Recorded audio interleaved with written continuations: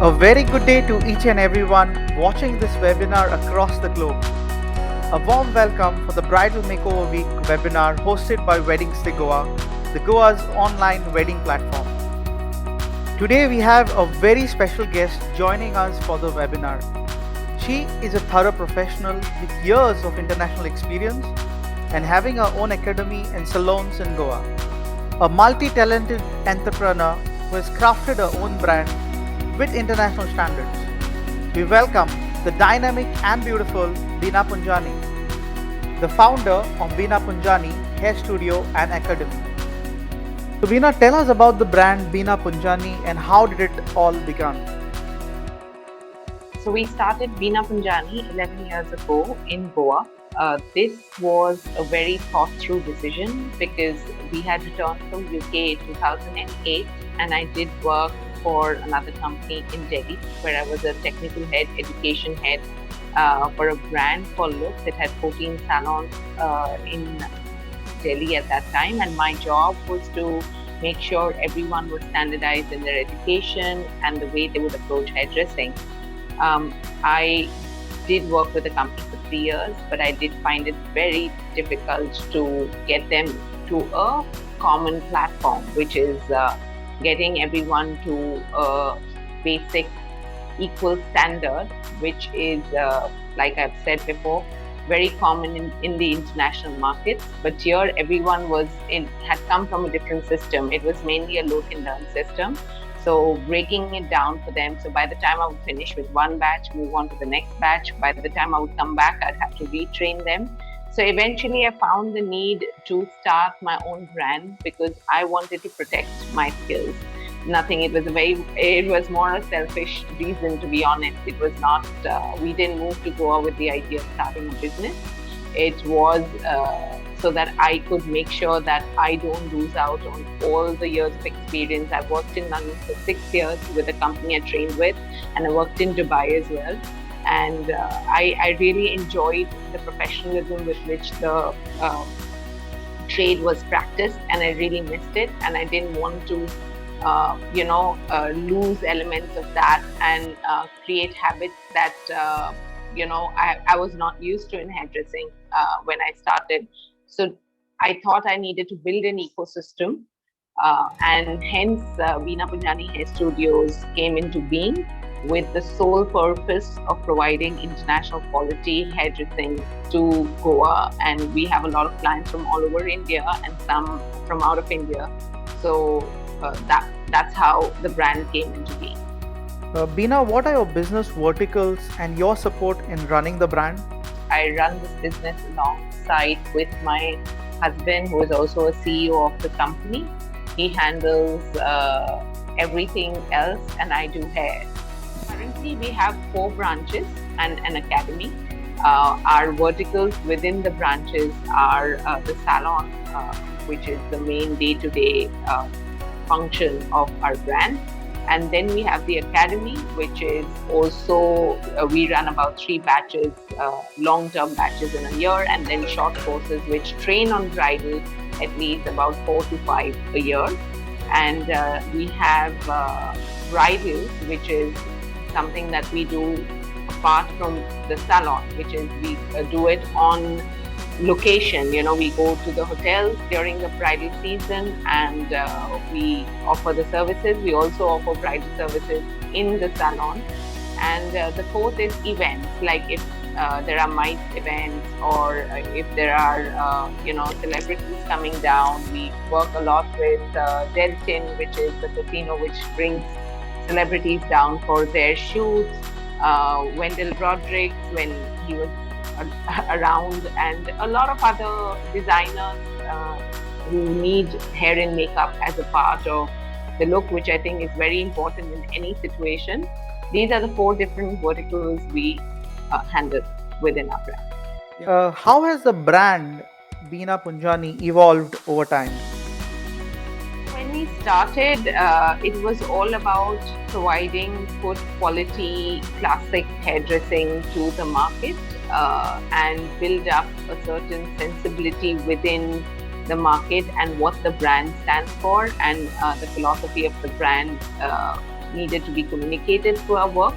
Over the years, due to technology especially, people are much more aware than they were before.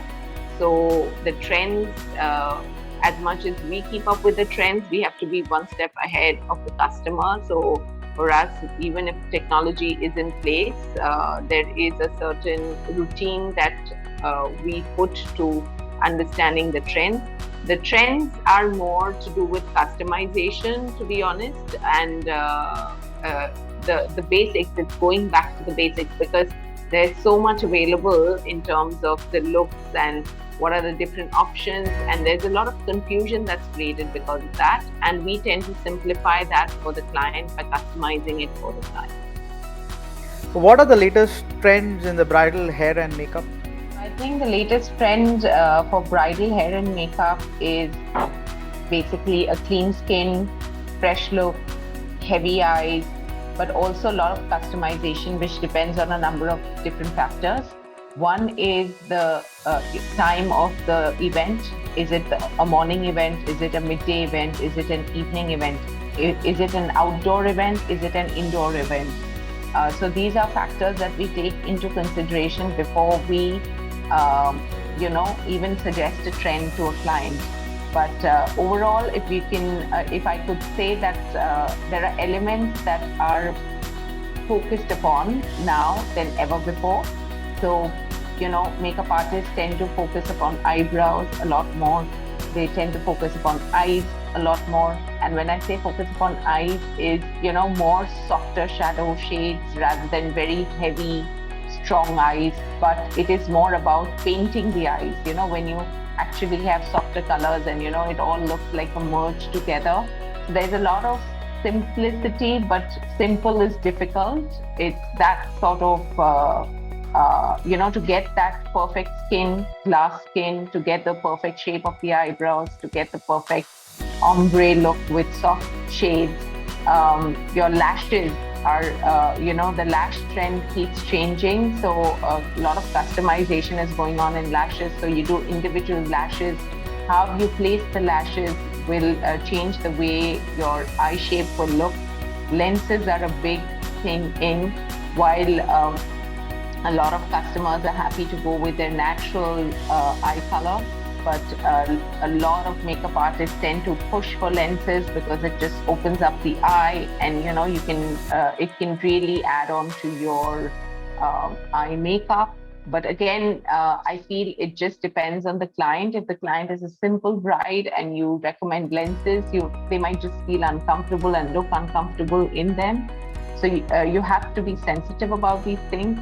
I don't think lips, as far as lips go, they're more nude. They're not, there's no big pout. There's no big lining of the lips that's going on. It's more dab, dab, dab, natural. A lot of highlight in the skin and at the right points on the face is extremely important. Anything that makes the skin look dewy, nourished, fresh, and has a little bit of glamour to it is what is in trend at the moment as far as makeup goes. Is there a big celebrity influence on the bridal hair and makeup styling? I feel that there is a huge celebrity influence, but I also feel because of technology, there is a worldwide influence when it comes to hair and makeup. So also within India specifically, you see people from certain parts of India who will have a specific way of looking at makeup. And if you end up suggesting that makeup to someone from South, would be they would just, probably not book you as a makeup artist. So you have to be very sensitive where the people are coming from, what is their culture. So someone coming from north of India needs like a really heavy look when it comes to their evening look, when it comes to their hair.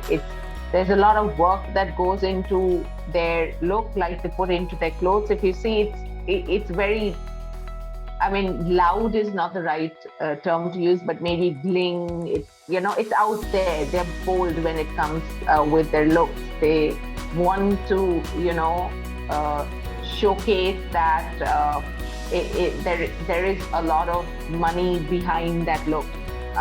If you meet a bride from South, they're very, very understated. If you show them anything that is a strong makeup look, they tend to feel very uncomfortable with it. They are more softer in terms of what they expect out of the look. So there's a huge difference in what brides expect from north to south, your metros to B cities to traditional cultures. So it's a mix of everything. And I think in India, it's very, very important to understand that. Unlike many other Western countries where there are certain looks for the season and most brides are opting for those looks. And above and over that, you also have the Bollywood and the Tollywood that influences how the brides are thinking about their look for the wedding. Like, for example, Alia Bhatt's look is talked about, but honestly there's nothing in a look. I mean, if you break it down, you can't call it a look. It's just open hair, waved, with a liner, basic lipstick, neat skin. I mean, but she is Alia Bhatt, right? So if Alia Bhatt is wearing that for the wedding, then a woman is happy to go out, looking like that. And maybe that's not the right option for the bride, but they do set the tones for the decision. Share us your insights that goes behind the scene in transforming the girl into a stunning bride. When a bride comes to us for a consultation, we actually advise the bride to start taking care of the skin immediately, as of yesterday. So if we are having a phone call with them, because most of our brides are destination brides, but also the ones that are local, we have to educate them about taking care of their skin. And when it comes to taking care of the skin, I'm actually a person with a minimum recommendation. So I don't recommend too many facials. I don't recommend, it's more about getting enough sleep, drinking enough water, and keeping your skin hydrated. If these three things are in place, then we see a lot of difference on the main day when we start working with the bride's skin.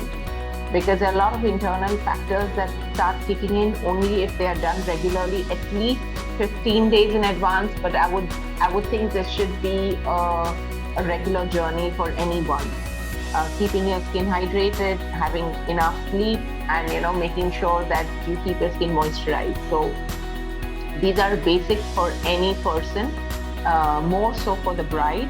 And when it comes to facials, I recommend very, very specific ones that basically just have massaging strokes to the skin, which pumps up the skin. So I feel having a routine before you actually start the makeup is very important. When we start the makeup, the first few minutes, or rather at least about 10 minutes, goes in skin preparation, which is cleansing, which is toning, which is giving it a nice massage, making sure the moisturizer settles in before we even start with the makeup. This just ensures that the skin is ready to take the makeup that we are going to provide for the skin. So skin analysis is very important. A lot of brides have patchy skin, they have acne, they have pigmented skin. There are different issues with the skin which we tend to understand when we are working with the skin, when we are touching the skin, when we are observing the skin, because all our steps are planned in accordance with that. Once the first step of prepping the skin, which is cleansing, toning, moisturizing, is done, we let the skin settle in for at least 5 to 10 minutes. Till we decide and we make sure that we understand the details of a face and prepare for the application of makeup. We also make sure that a nice highlighter is mixed into the base so that the skin looks really dewy and fresh. and then you can use the matting required only at specific places. So again, like I said, that's your fundamental secret to great skin before you do makeup. And then, of course, I would highly recommend to not just apply one kind of foundation all over. Please understand the different skin coloration or textures because of exposure to sun or pigmentation, and make sure you custom make the foundation for clients. What's your advice to the brides to be on hair and bridal makeup? So first, know your options. Make sure your makeup artist is thoroughly educated, understands what options are being offered. You have HD makeup, you have airbrush makeup, you have simple makeup. What is the best makeup for your skin type? What is your comfort level with the look? Please do a trial if it's possible with your makeup artist. Please try out the products they are using. Make sure you just don't go by the brand names, but actually quality, professional makeup products that are tried and tested over a period of time by the makeup artist. The makeup artists put in a lot of, professional makeup artists put in a lot of research into the products, into the trials. So it's very important to be open to what is available in the market. We are always on top of things when it comes to what we want to provide to the client. And I think it's very important to know, rely on the person that you're going to do makeup with. So someone who's doing your trial, make sure that person is going to do your main day look. It shouldn't be the trial is done by one person and your makeup is done by the other person. It's important that you get a trial done with the same person you're going to book. I suggest the brides that it's important to first see the work of the makeup artist online and see whether it is suitable for you, rather than going in and doing multiple trials with different makeup artists. It's only going to leave you confused, because at some point you're going to like someone's eyes and someone's skin. But when you have a conversation with a makeup artist, it's important to keep these things simple. Make sure the makeup artist offers all the options that are good or the right options for your skin.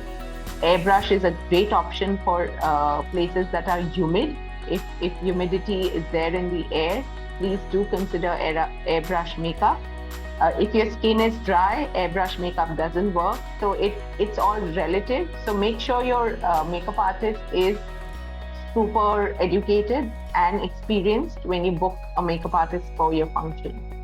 What's your advice to the budding makeup artists in choosing the right path? It's important to start your skills in a right academy rather than doing online YouTube videos only. Online YouTube videos are great for personal makeup if you want to experiment with your own skin. But if you're calling yourself a makeup artist and you're going to provide the service to people for their big day, because of technology, it's very easy to pick and choose and put pictures that don't actually belong to you, which is a big problem in our industry. So it's very important to stay true to your skill, put in the hard work, get your basics right. Of course, YouTube and Instagram are great places to get inspiration, learn more stuff, but your basic has to be right. And have your knowledge, keep updating your knowledge, be constantly on top of what are the trends happening around the world, so that you can offer those options to your clients. And I think education is a continuous journey, whether technology is there or not. You need to be studying it all the time once you've decided to become a makeup artist. Is there a pre-qualification to join your academy? Can freshers join in? No, a fresher can pursue this. It's a skill, right? It's not something that's theoretical. It's not a PhD or it's not a degree. It is a pure skill if you have the eye and you have the interest. So there are two kinds of students who come to us. Some students are artistically inclined. but they have to actually put in a lot of effort to become technical. And some people are good with technical and have to develop their artistic eye. In both cases, it can be addressed if you go to a good academy and follow the right track. In either way, you can really strengthen your skills over a period of time. But there is no specific requirement to do the course at our academy. Coming to our last question, how has social media and the online platform helped a brand like Bina Punjani grow to the level to where it is today?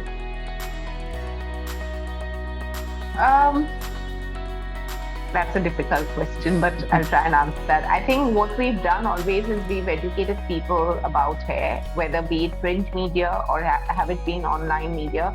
Before Instagram became such a big deal, we came across Instagram purely to keep a gallery of our picture of our work so that we could show it to the client. Right. Even today, we are not in the space of becoming a blue tick, or we are not in the space of becoming a selfie or created Instagram page. It is more for clients to come and see the kind of work our brand does, and genuinely discerning clients understand what good hairdressing is, and they're all real people. So if you see our feed, you will not see models, you will not see, these are our clients. So for me, Instagram has been a great way to communicate with a wider audience, the kind of hair they can aspire to for themselves. So that's the way I look at Instagram. Last but not the least, a message to everybody watching out this webinar from Bina as a brand behind Bina Punjani. Stay happy, stay beautiful, and